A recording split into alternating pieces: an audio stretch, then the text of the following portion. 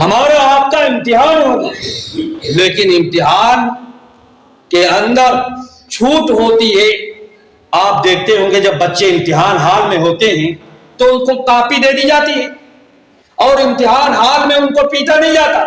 Surgeries نہیں کی جاتی، کلاس نہیں لگایا جاتا۔ وہ چاہے اپنے پیپر کو حل کرے، چاہے سادی کاپی وہ جمع کرے، چاہے وہ لیلا مجنو کی کہانی لکھے یا طوطا مینا کی کہانی لکھے، یا چاہے رنگولی بنائے، پھول بوٹے بنائے، چاہے کچھ کرے، لیکن امتحان حال میں ان کو ایک چھڑی نہیں لگائی جائے گی، بلکہ وہ تو بعد میں پتا چلے گا جب رزلٹ آؤٹ ہوگا، جب پتا چلے گا کہ وہ امتحان میں پاس ہوا یا فیل ہوا۔ اسی طریقے سے اللہ تبارک و تعالیٰ نے یہ دنیا کے انسانوں میں، دنیائی زندگی کے اندر ہم آپ کو سب کو چھوٹ دے دی ہے، اور لکھنے والے دو فرشتے ہیں، وہ ہمارے آپ کے کاندھوں پر بیٹھے ہوئے ہر عمل کو لکھ رہے ہیں، اور اگر کوئی اچھا عمل کرتا ہے تو لکھ لیتے ہیں، برا عمل کرتا ہے تو لکھ دیتے ہیں۔ قرآن کہتا کرامن کاتبین یعلمون ما تفعلون ان الابرار لفی نعیم وان الفجار لفی جحیم، کہ دو لکھنے والے فرشتے برابر لکھتے رہتے ہیں، اگر کوئی اچھا عمل کرتا ہے تو اچھا ہی لکھتے ہیں، برا عمل کرتا ہے تو برائی جو ہے برا عمل لکھتے ہیں، اور جو اچھا عمل لکھتے ہیں، اچھائی جس کی زیادہ ہوں گے تو فہو نعیم، وہ عیش و آرام کے اندر ہوگا، اس کی کتاب زندگی کے داہنے ہاتھ میں دی جائے گی۔ فَأَمَّا مَنْ أُوتِيَ كِتَابَهُ بِيَمِينِهِ فَيَقُولُ هَاؤُمُ اقْرَءُوا كِتَابِيَهْ إِنِّي ظَنَنتُ أَنِّي مُلَاقٍ حِسَابِيَهْ وَهُوَ فِي عِيشَةٍ رَاضِيَةٍ۔ اگر دنیا کے اندر اس نے اچھے عمل کیے تھے، اگر دنیا کے امتحان میں وہ پاس ہو گیا، تو قیامت کے دن اس کو جو نامہ اعمال جو پکڑایا جائے گا وہ داہنے ہاتھ میں پکڑایا جائے گا، اور وہ اس طریقے سے خوش ہوگا جس طریقے سے دنیا کے اندر کوئی بچہ کسی امتحان کی تیاری کرتا تھا اور UPSC کی تیاری کے اندر اچھے رینک سے وہ آفیسر بنتا ہے، تو پوری دنیا کے اندر وہ مٹھائی بانٹتا ہے، ڈڈورا پیٹتا ہے کہ دیکھیے میرا رینک، دیکھیے آج میں کامیاب ہو گیا، میری محنت دل دے آئی۔ اسی طریقے سے وہاں بھی جب اللہ تبارک و تعالیٰ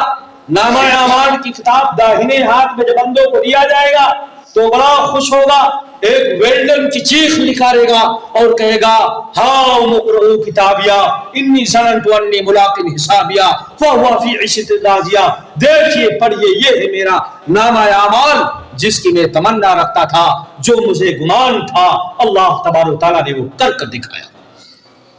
وَأَمَّا مَنْ أُوتِيَ كِتَابَهُ وَرَاءَ ظَهْرِهِ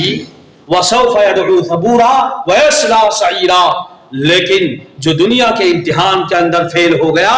قیامت کے دن اس کو نامہ اعمال اس کو بائیں ہاتھ میں پکڑائے گا، اور وہ چیخے گا، چلائے گا، وَيَدْعُو ثُبُورًا وَيَصْلَىٰ سَعِيرًا، اور ایسا چیخے گا، چیختے چیختے اس کی آواز گدھے سی آواز ہو جائے گی، اور وَيَصْلَىٰ سَعِيرًا، اور وہ جہنم میں پھینک دیا جائے گا۔ وَأَمَّا مَنْ أُوتِيَ كِتَابَهُ وَرَاءَ ظَهْرِهِ، اس کو نامہ اعمال چھاتی سے چیر کر کے پیچھے اس کو بائیں ہاتھ میں پکڑایا جائے گا۔ تو گویا کہ دنیا یہ کیا ہے، نہ تو یہ آرام گاہ ہے، نہ یہ چراگاہ ہے، اور نہ یہ تفریح گاہ ہے، بلکہ خدا نے اس دنیا کو بنانے والے نے اس دنیا کو کیا بنایا، امتحان گاہ بنایا۔ اسی وجہ سے ہم سب کے آقا جناب کریم حضرت محمد عربی صلی اللہ علیہ وسلم نے فرمایا فَتَكُونُوا مِنْ أَبْنَاءِ الْآخِرَةِ وَلَا تَكُونُوا مِنْ أَبْنَاءِ الدُّنْيَا، اے لوگو آخرت والے بنو، آخرت کی فکر، آخرت کی سوچ لے کر پیدا بنو کرو، وَلَا تَكُونُوا مِنْ أَبْنَاءِ الدُّنْيَا، اور دنیا والے نہ بن۔ اللہ تبارک تعالیٰ نے جب دنیا میں بھیجا ہے تو دنیا خود بخود آئے گی، جتنی اللہ تبارک تعالیٰ نے مقدر کر رکھی وہ دنیا ضرور مل کر رہے۔ اسی وجہ سے جو ہماری فکر، ہماری سوچ، ہماری تھنک، ہمارا تھاٹ جو ہونا چاہیے، ہمارا نظریہ، ہمارا طرز عمل جو ہونا چاہیے، وہ کیا ہونا چاہیے، آخرت کا نظریہ ہونا چاہیے۔ لیکن جب بندے کے دل و دماغ کے اندر جب آخرت کا نظریہ پیدا ہو جاتا، جب آخرت کی سوچ پیدا ہو جاتی، جب آخرت کی فکر پیدا ہو جاتی، تو ان کا طرز عمل بھی بدل جاتا۔ وہ دنیا میں جو بھی کام کرے گا وہ پھونک پھونک کر کام کرے گا، ہر کام کو تول کر کرے گا کہ ہم وہ کام کرنے جا رہے ہیں۔ ایسا تو نہیں کہ ہمارے نبی صلی اللہ علیہ وسلم نے اس کام سے منع فرمایا تھا، ایسا تو نہیں ہے شریعت نے اس کام کو نہ کرنے کو کہا ہے۔ ہر کام جو قدم اٹھائے گا تو وہ شریعت کے وزن پر تولے گا۔ حالانکہ یہاں کوئی روکنے والا نہیں، کوئی ٹوکنے والا نہیں۔ جس طریقے سے بچہ امتحان گاہ میں امتحان دیتا ہے، جو چاہے کاپی کے اندر لکھ دے، کوئی اس کو پکڑنے والا نہیں، کوئی بولنے والا نہیں، کوئی ٹوکنے والا نہیں۔ اسی طریقے سے اللہ تبارک تعالیٰ نے دنیا کے اندر انسانوں کو پیدا کیا اور چھوڑ دیا اور امتحان گاہ بنا دیا دنیا کو کہ جاؤ تمہاری مرضی، تم چاہے نماز پڑھو تو تم کو کوئی روکنے والا نہیں، نہ پڑھو تو کوئی روکنے والا نہیں، سود کھاؤ تو تم کو کوئی روکنے والا نہیں، نہ کھاؤ تو تم کو کوئی روکنے والا نہیں، شراب پیو تو تم کو کوئی ٹوکنے والا نہیں، نہ پیو تو تم کو کوئی ٹوکنے والا نہیں، حرام کھاؤ تو تم کو ٹوکنے والا نہیں، نہ کھاؤ، کوئی ٹوکنے والا نہیں۔ یہاں کوئی ٹوکنے والا نہیں، کوئی تم سے کچھ نہیں کہے گا، سب لکھنے والے وہ لکھتے ہیں، اور ہمارا رزلٹ جو ہے کاپی تیار کر کر رکھیں گے۔ جب ہماری زندگی کی کتاب بند ہو جائے گی، قیامت کے دن وہ کاپی تھما دی جائے گی کہ دیکھیے آپ فیل ہوئے ہیں یا پاس ہوئے۔ تو جب ہماری سوچ اور فکر جب آخرت والی پیدا ہو جائے گی تو ہم کام ہر عمل اچھے عمل کریں گے۔ بسا اوقات بتقاضۂ بشریت انسان ہے، الانسان یترتب من الخطأ والنسیان، کہ انسان غلطیوں سے، خطا سے مرتب ہے۔ حضرت آدم نبی تھے، انبیاء کے جد امجد، سید الانبیاء، ابو بشر، جب ان سے خطاؤں کا صدور ہوا تو یہ تو ان کی اولاد ہے کہ آدم سے چل رہا تھا خطاؤں کا سلسلہ، آدم سے چل رہا تھا خطاؤں کا سلسلہ، انسان اپنے باپ کے نقش قدم پہ۔ تو نبی پاک صلی اللہ علیہ وسلم نے فرمایا رفیع عن امتی الخطأ والنسیان، میری امت سے خطا و نسیان اٹھا لیا جاتا۔ بتقاضۂ بشریت، اگر انسان غلطی کرے گا، گناہ کرے گا، لیکن جب اس کے سامنے آخرت کا منظر یاد آ جائے گا، حساب و کتاب کا منظر یاد آ جائے گا، جب اسے اس کا منظر یاد دلایا جائے گا تو وہ ضرور بھی جو نیکیوں کی طرف اس کو آمادہ کرے گا اور اپنی غلطیوں کی وہ تلافی کرے گا۔ لیکن جب یہ ہماری فکر آخرت والی فکر پیدا ہو جائے گی تب یہ ہمارے اندر ہو جائے گا، لیکن جب یہ فکر ہماری آخرت کی فکر ہمارے دل و دماغ سے نکل جائے گی تو انسان وحشی درندہ بن جائے گا، اس کا دل سیاہ ہو جائے گا، اس کو کچھ پتہ نہیں کہ ہمارا کھانا کیسا ہے، ہمارا کمانا کیسا ہے، ہم چلتے تو کس راہ پر چلتے ہیں، ایسا تو نہیں ہم اس راہ پر چلتے ہیں جس راہ پر ہمارے نبی حضرت محمد صلی اللہ علیہ وسلم کو دل کو ٹھیس پہنچتی۔ اگر بسا اوقات غلطی کرے گا تو فوراً وہ اللہ کی طرف، غلطیوں کی طرف، توبہ کی طرف، معافی کی طرف اور اس گناہوں کی تلافی کی طرف فوراً انسان لوٹ جائے گا۔ آخرت کی فکر وہ اس کو یاد دلائی جائے گی۔ ایک بادشاہ تھا، سلطان ملک شاہ اصفہان کا بادشاہ تھا۔ وہ ایک بڑھیا رہتی تھی، شکار پر نکلا، اپنے بادشاہ لوگ تھے تو اپنے شان و شوکت کے ساتھ جایا کرتے تھے، شکار کھیلنے نکلا۔ وہ ایک غریب بیچاری بوڑھی ماں کی عورت تھی، جس سے ایک گائے تھی اس کے پاس، جس سے اس کا گزر اوقات اس کے دودھ پر چلتا تھا، گزارا ہوتا تھا۔ حکومت کے جو لوگ ہوتے ہیں وہ کسی سے ڈرتے نہیں، کہیں کی حکومت کے لوگ، تو جو پولیس والے تھے، جو سرکاری لوگ تھے، سپاہی تھے بادشاہ کے، اس بوڑھی عورت کے گائے کو ذبح کیا اور اس کو کھا لیا۔ اب غریب بیچاری بوڑھی عورت کیا کرے، کس سے کرے؟ اور وہ حکومت کے کارندے تھے، وہ بادشاہ کے سپاہی تھے، ان سے کون جو ہے اپنی سردردی لیتا، کون ان کے سامنے آواز اٹھاتا؟ وہ بوڑھی عورت بڑی پریشان۔ جس طریقے سے ہمارے یہاں سپاہی جو چاہتے وہ کرتے، ایسے وہ بھی کرتے تھے، ہر زمانے میں چلے آتا تھا۔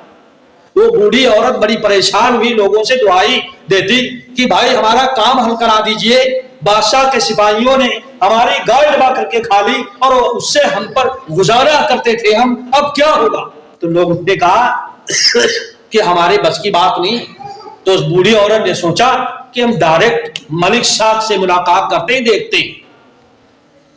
تو جب بادشاہ کے پاس گئی، اس نے سوچا آخر وہ بادشاہ اللہ نے اس کو اتنی بڑی سلطنت حکومت اسی لیے دی ہے کہ وہ مظلوموں کی داد رسی کرے اور ظالموں سے مظلوموں کی حفاظت کرے۔ تو بوڑھی عورت اس کے دربار کی طرف چل دی۔ جب دربار میں وہ بوڑھی عورت پہنچتی ہے تو ایک غریب عورت بادشاہ کے جو محافظ تھے، سپاہی تھے، اس کو ملنے نہیں دیا، بھگا دیا۔ وہ عورت بڑی نراش ہوئی اور واپس چلی حسرت افسوس کرتے ہوئے کہ اللہ اب کیا ہوگا، مجھے انصاف کیسے ملے گا۔ پھر وہ خبر سن رکھی کہ بادشاہ پورا راستے سے ایک پل پڑتا ہے، اس سے گزرنے والا شکار کو جانے والا، اس پل پر آپ جانا اور ہو سکتا ہے کہ بادشاہ سے آپ سے ڈائریکٹ ملاقات ہو جائے۔ وہ عورت اصفہان کے اس زندہ روب ایک ندی تھی، اس پل پر جا کر عورت کھڑی ہو گئی اور بادشاہ کا جب لاؤ لشکر جب اس پل سے گزرا تو اس بوڑھی ماں نے، بوڑھی عورت نے جرأت کر کے بادشاہ کے گھوڑے کی لگام کو پکڑ لیا اور بڑی بے باکی سے اس بادشاہ سے کہا، ملک شاہ اصفہان سے، اے الپ ارسلان کے بیٹے، کیا خیال ہے کہ میرا انصاف آپ اس پل پر کرو گے یا اس پل پر کرو گے، یعنی پل صراط کے پل پر کرو گے؟ جو جگہ ہو پسند کر لیجئے، منتخب کر لیجئے۔ بادشاہ کے جب کانوں میں یہ آواز پہنچی تو بادشاہ کا رنگ متغیر ہو گیا، سناٹا چھا گیا۔ فوراً وہ اپنے سواری سے اترتا ہے اور کہتا، اما جان، پل صراط کی میری طاقت کہاں ہے؟ میں اسی پل پر فیصلہ کرنا چاہتا ہوں، بتائیے کیا بات ہے۔ اس بڑھیا پورا واقعہ بیان کرتی کہ میں غریب عورت، میرے پاس ایک گائے تھی، آپ کے سپاہیوں نے زور زبردستی اس گائے کو کاٹ کر کھا گئے اور مجھے گائے نہیں دے رہے، یہ میرے ساتھ ناانصافی ہوئی۔ اس بادشاہ نے ان سپاہیوں کو بلایا اور ان کو سزا دیا اور ان کو معطل کر دیا، معزول کر دیا، اور اس کے تاوان میں اس بوڑھی عورت کو 70 گائیں۔ وہ بوڑھی عورت خوش ہو کر چلی گئی، بادشاہ کو دعا دیتی رہی۔ یہ بادشاہ کے دل پر اس بوڑھی عورت کے اس باتوں کا اثر کیوں ہوا؟ آخرت کے نتیجے کی،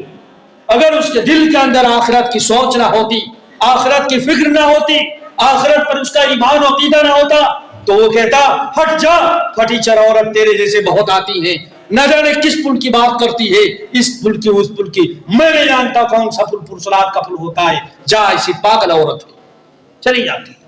تو جس کے اندر آخرت کی سوچ، آخرت کی فکر پیدا ہو جاتی ہے تو وہ ہر قدم جو ہے پھونک پھونک کر اٹھاتا ہے اور ایسا وہ عمل کرتا ہے کہ ایسا نہیں کہ آخرت کے اندر میری پکڑ ہو جائے۔ یہ تو دنیا بھائی امتحان گاہ، کوئی روکنے والا نہیں، کوئی ٹوکنے والا نہیں۔ جہنم اور جنت کی کھلی آفس ہے دنیا، جہنم اور جنت کی کھلی آفس ہے دنیا۔ عمل کر کے ٹکٹ لے لو جہاں جانے کی خواہش